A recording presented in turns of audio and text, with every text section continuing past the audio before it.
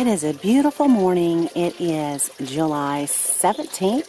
It's been about 4 weeks since I did a tour of this little container garden up here.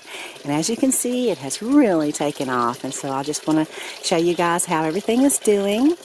And first I'll go ahead and show you my rosemary plant here in this really big container. It's doing great. And I finally got around to up-potting my ginger into a bigger pot.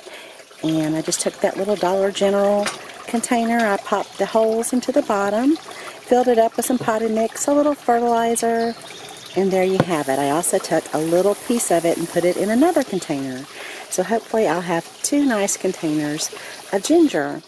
And then my little scallion plant back here, doing great. I have a lot of small scallions, and these larger ones I'm hoping will go to seed, and I'll just keep that little container for scallions. Okay, so over here are my sweet potatoes, and these are the sweet potato plants that I've been growing since, I guess, around January, February this year, and I use those for slips for this planter. So the sweet potatoes are doing great. I had some kind of insect gnawing away on my leaves, so I sprayed them a little bit. I think it was a beetle of some sort, so I'm not noticing a problem now, and the leaves are doing great, just kind of cascading here over the deck. Okay. Now over here is where I had my potatoes in these 3 tiers here that you see on top. And I harvested the potatoes on July 4th. Late harvest. I harvested first German butterball, and I got 4 pounds 9 ounces of the German butterball on 1 tier. That was a great harvest. And then my second tier was the Peter Wilcox potato, and I got 4 pounds 3 ounces. And then my last and final tier were some baby russet potatoes that I picked up at the grocery store. They were organic, and I thought I would experiment.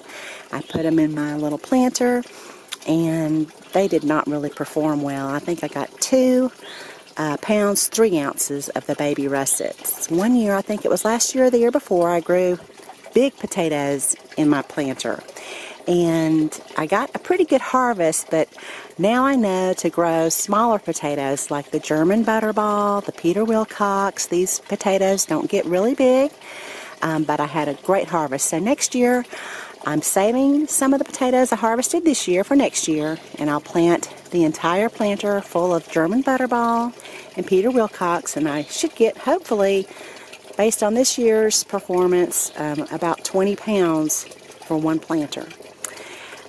So there you have it. I'll plant them in the original planter like I did this year, because they do need that extra space. So I'm just real thrilled that I discovered what kind of potatoes do well. Okay, and then down here, the tomatoes that have been growing for several months are doing great. As you can see, I'm just stringing them up here. This will give you a good idea. I'm just wrapping them around the string to give them a little extra support. Now in these pockets that you see here, I have planted bush beans, jade bush beans. And they're not up yet. It's been, I guess, about 5 or 6 days now since I planted those beans. Now these tomatoes are called Matt's Wild Cherry, and you'll recall that I dug these up out of my square-foot garden. They had volunteered and reseeded from last year, and I know that's what kind these are because that's the only thing I planted in the bed where I dug them up. So I planted them at the bottom of that planter, and this one too. They're coming in pretty good now. There's some little cherry tomatoes there. These are small cherry tomatoes. So there's some ripening up down here. Okay, starting to ripen here. So I'll be enjoying those soon. And this is the planter where I put those pepper plants that were not doing very well. But as you can see now, they're very healthy and setting fruit. So I'm real happy about that. And then at the top, we have a lot of basil. I've been clipping that for pesto. And some of these basil plants are starting to bolt on me. And when they do that, you can easily pinch the flowers to keep them from bolting for a little while. But they are starting to lose their flavor when they're doing that. So the leaves are not going to be as flavorful as new basil. Okay? So then over here is a leaf planter, and this is where I have some cucumbers growing. I have a lot of cucumbers coming in on this one. See if I can show you down here. There's one right there. And then I think there's some more back here. Yes, if you can see back there. And the pollinators are loving all of the little cucumber flowers, as you can see here. Now, you'll see here there's a disease starting on this cucumber plant. Now, I usually try to plant cucumber varieties which are resistant to downy mildew. However, I planted some this year because the flavor is so good on this particular cucumber plant. I think it's the Persian cucumber. I just decided to go ahead and plant it, and I do not believe it is disease resistant.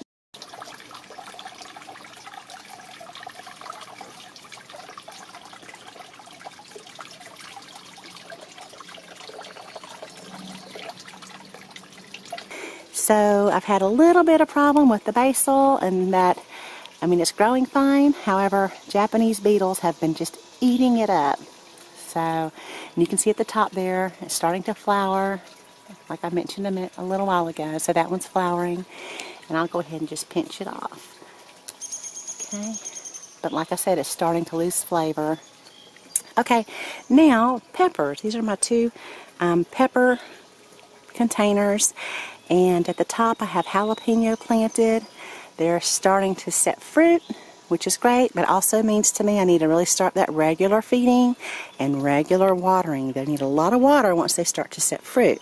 Okay, so they're all of these are bell peppers and jalapenos. Lots of jalapenos coming in, which is always really nice to see.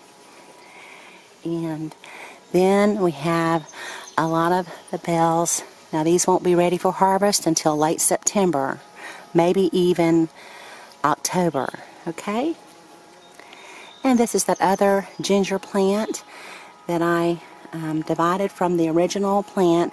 You can see it's happy because it has some new growth coming right up there in the center, and that's what I'm always looking for when I plant something new, is new growth. Over here we have tarragon, and I have a couple of other tarragon plants throughout the yard.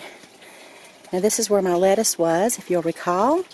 I pulled this out, I want to say, maybe July 4th, maybe July 2nd. It was pretty early. I just cut it out, and some of it's trying to grow back, but that will all grow back bitter. So I'm going to plant, once I pull all this out and refresh the soil, I'm going to plant probably some more jade bush beans in here and cucumbers, because those are two summer heat-loving vegetables, and the leeks will be happy to be in a container with summer-loving plants. I only put leeks in here earlier this year because I had them started indoors and I had nowhere else to put them, so I had to plant them with some really spring vegetables. So it'll be nice for these to start getting regular sun, and I'm slowly working away eating these scallions. Okay, so over here, this leaf container, I have some radishes growing up top that I need to go ahead and harvest those, even though I'm not really much of a radish eater. I don't really like radishes too much, but I'll find a salad for them, I'm sure. And then down here on the very bottom tier, we have arugulas coming in real nice. And then we have some turnip greens, which I've been clipping. They're very nice. These are called 7-top turnip greens. They're real tender. Some parsley right here. And I've been cooking the turnip greens in just a little bit of chicken broth with a little onion, some white and black pepper, of course some salt, and then I top it with some southern pepper sauce. A little vinegar, a little heat on there. It's always good. Then I have some nasturtiums and some more cucumbers over here. Down here some turnip greens, and then of course more arugula at the bottom. And then over here is just kind of my watering station. I like to fill up this watering can, and I'll just show you real quick how I do it. And I'll fill up this watering can. Okay, and then let's just pretend it's full. And then I'll leave the water running here while I take this And I'll, for instance, go ahead and water the top of the garden. But my bucket's still filling up. This way it doesn't slow me down. And then I'll just take this, put that back in there, and then pour the water back in here that the bucket captured. Okay. And ideally, usually by this time this can's full again. Again, I'll put it over here and then take this, water another garden. So that's how I like to water the garden, to get it done quickly. And then after I water, every 7 to 10 days, I'll fill up that little can with some fertilizer, water-soluble fertilizer. And the original planters, I put half a cup in each pocket. And then in the leaf planters, I'll put about a quarter to a third of a cup in each pocket. This is 1 gallon, and it fits perfectly into each pocket. So I could come down here, and I really like how it just, I can aim it straight for the pocket. Okay, I think I got this at Lowe's. So that's how I feed and water the container garden. Okay, now this is my Valencia orange tree. This is the 3rd time I've up-potted it, and it looks to be doing pretty good, I guess. A couple of little oranges on here. I don't know how big those will get this year. It's still a baby tree, really. And then this original planter is doing just wonderful. As you can see here, the nasturtiums are just really taking over this top tier. I'm just like, wow, I cannot believe it. I'm ready for them to start blooming. And then down here, these cucumbers look very healthy. Wait a minute, I see some spots coming in. Don't recall seeing those yesterday, so that downy mildew is could very well be spreading over here to these cucumbers. Okay, now I have cucumbers. They're coming in over here. Maybe you can see them here. Yep, got some cucumbers coming in. Okay, and let's see. This is fennel. It's really enjoying the sun. A lot of my fennel is being covered and shaded by my nasturtiums. So I should have rethought how I planted my nasturtiums over there. Now this is the basil I planted from seed. I just threw some seed in these pockets. I thinned them, and now they're doing great. Okay, so this one, these are showing no signs, obviously, of bulbing because it's new growth, and that's great. That's exactly what I'm looking for there. Alrighty, so there you have it, and I hope all of you out there are having fun. We had a wonderful 4th of July. That's when I was out here harvesting those potatoes, and had some firework display right off of the deck here. So we just sat out here and watched fireworks. They fired them over the pond there. So it was real pretty. And I hope you all are having a good time out there, enjoying your summer, and staying cool. If you have any questions, please leave them down below in the video comment section. I'll be more than happy to help you. Thanks so much for watching, and y'all have a beautiful day.